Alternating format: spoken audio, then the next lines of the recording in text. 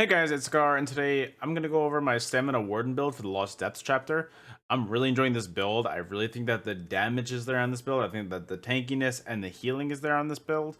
So I think that this is definitely what you want in a Stamina Warden build. Everybody's running Stam Warden right now, so I definitely think that this is a good time to get on that hype train. It's in a really good spot right now, so I definitely recommend checking out. If you haven't yet, I would appreciate it if you guys would subscribe to the channel. If you're not, it helps me out so much, and I'm trying to get to 3,000 subs by the end of the year. So guys, if you can make that happen, I would highly appreciate that. But no more talking from me. Let's get on with the video.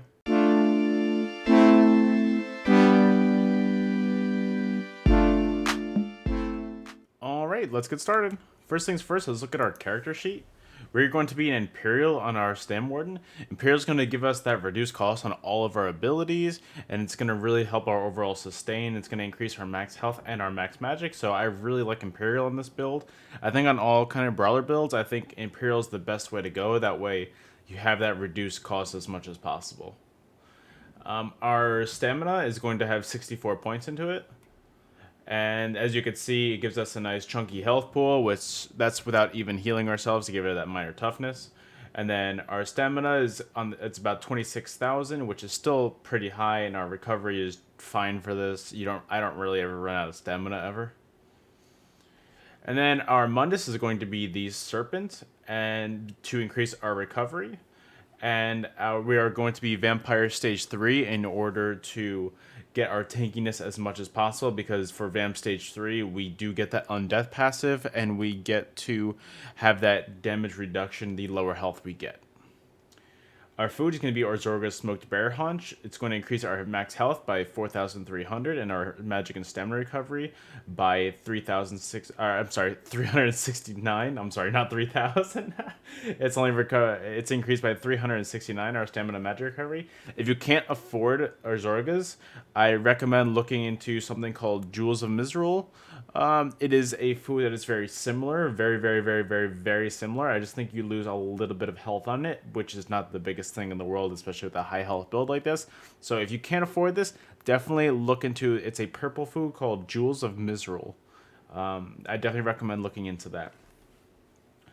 Our gear is going to break down like this. Our monster set is going to be heavy Balrog's helmet in the reinforced trait with a, as always, prismatic enchants on everything, as you guys can see. So heavy Balrog helmet. Balrog is going to give you a line of weapon and spell damage, and then whenever you use an ultimate ability, you gain weapon and spell damage equal to the amount of total ultimate consumed. So say you drop in a Dawnbreaker with 200 ultimate exactly, you're going to gain 200 weapon and spell damage.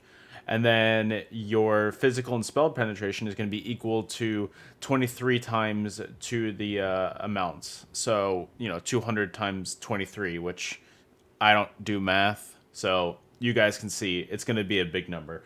It definitely increases your damage as much as possible. So Balrog heavy helmet in reinforced. Balrog medium shoulders in divines.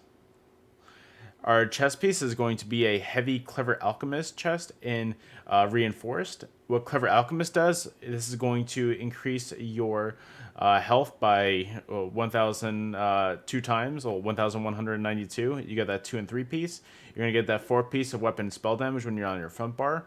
And then the 5 piece, because this set is only on your front bar, when you drink a potion during combat, you're going to increase your weapon and spell damage by 667, so you're really getting your damage up as much as possible. And then our all right, so our medium belt is going to be Impen of the Trainee. This is going to increase your health by 1,400. You have an extra slot on this build, so use Trainee to just to fill this slot, and you will definitely get your health up as much as possible. Rallying Cry hands. They're going to be in light, and they're going to be in divines. This is going to be your back bar set. Rallying Cry gives you a line of crit chance, line of max magic, another line of crit chance, and then while Battle Spirit is active, so aka when you're either in one of 3 places, either when you're in a dungeon. No, I'm sorry, I already messed this up. When you're in Cyrodiil, when you're in a battleground, or when you're in Imperial City, this is the only time you can use Rallying Cry. So it's whenever you critically heal yourself, you're going to gain 296 weapon and spell damage, and you're also going to increase 1,631 critical resistance for 20 seconds. And then the more people you have in the group, the lower the effect becomes. But I definitely recommend running this regardless. It is huge for your damage and your tankiness. I definitely recommend it. Your legs are going to be heavy Clever Alchemist in Reinforced. Your boots are going to be medium Clever Alchemist in Divines. Your jewelry is going to have a Rallying Cry amulet in the Swift trait with a weapon damage enchant. Your mythic on this build is going to be a Markin ring in the infused trait with your weapon damage enchant. What Markin does is, since you have two separate 3 pieces active on both bars, your Rallying Cry and your Clever Alchemist, they're both have a 3-piece active. What you're going to do is you're going to increase your weapon and spell damage by 200, and your armor is going to increase by 2314. So it's really good for your tankiness and for your damage as well. And then for your other ring is going to be Rallying Cry ring in the weapon damage enchant and then infused trait. Our front bar weapons are going to be Clever Alchemist maces, both 1Hs. The reason why we choose maces is to increase our penetration as much as possible. Pen is huge in this game. Pen absolutely really just dives deep into their damage, and really it is the best way to build into damage in my opinion. So that is why we're doing maces. And we are going to use a Nirnhoned mace on our front bar with a shock damage enchant, and on our offhand we are going to be using a sharpened mace with a physical damage and stamina restore enchant. Our back bar is going to be a Rallying Cry sword and shield. Our sword is going to have a power trait on it, and then our shield is going to have a sturdy trait on it. The shield will have a max stem enchant on it, but it doesn't really matter what is on your Rallying Cry sword. You're really not using too much on it. Our skills are going to break down like this. Our front bar skills are going to have Whirling Blades on it for that AoE damage and that execute. Bird of Prey, they buffed this patch, so you're going to get Major Expedition for 6 seconds, increasing your movement speed by 30%. You're also going to be gaining immunity to snares and immobilizations for 4 seconds. So this is like your snare removal. This is basically exactly like this is going to be exactly like using Race Against Time, but now on a Warden, and you get more damage for this anyway. And then while slotted, you have Minor Berserk. So it's basically like a combination of Race Against Time and Camo Hunter for a Warden. I really like it. Growing Swarm. This is basically just to put... you put a dot on them, but it's really not too much because dots are pretty bad nowadays. But the reason why I use this is to get that little bit of increased damage on them. And on top of that, you get minor vulnerability. So you get to increase your damage on them by 5%. But still, the dot isn't bad. So I definitely recommend using this. We're going to be using Deep Fissure on this build, so we're going to be using the magic morph of this. The reason why we're using this is because when your enemy gets hit by this, they are affected with major and minor breach, reducing their physical and spell resistance by 6,000 and 3,000. So it decreases it by just about 9,000 resistances for 10 seconds. So with you building into penetration and then them losing their penetration, it really does a lot of damage. Then we're using Cutting Dive on this build. This is basically to get your enemies off balance. I know that a lot of people like the magic morph for this, but I'm really liking the stamina morph for this. It is a lot of extra little bit of damage to increase onto your burst. And if you're far away, you get to put them off balance. So you get to CC them if you play your cards right. And then Dawnbreaker Smiting. Has there ever been a more common build to use with or a common ultimate to use with the stand build?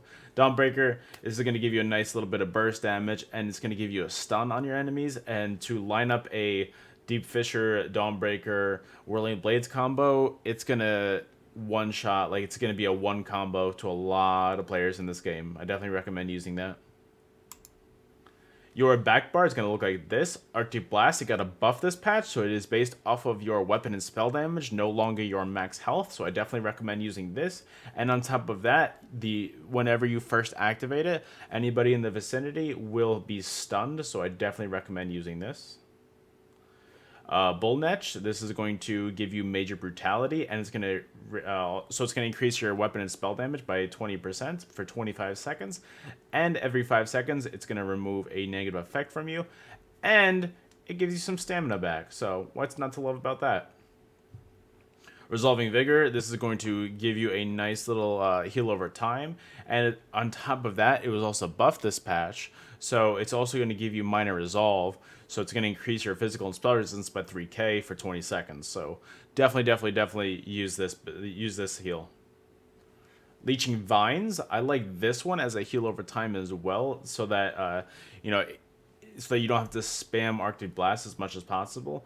It is, in my opinion, the best hot on a Warden, and I definitely recommend using this. This is going to give you a lot of health, because that minor lifesteal on it is really going to increase the healing that you get on this build.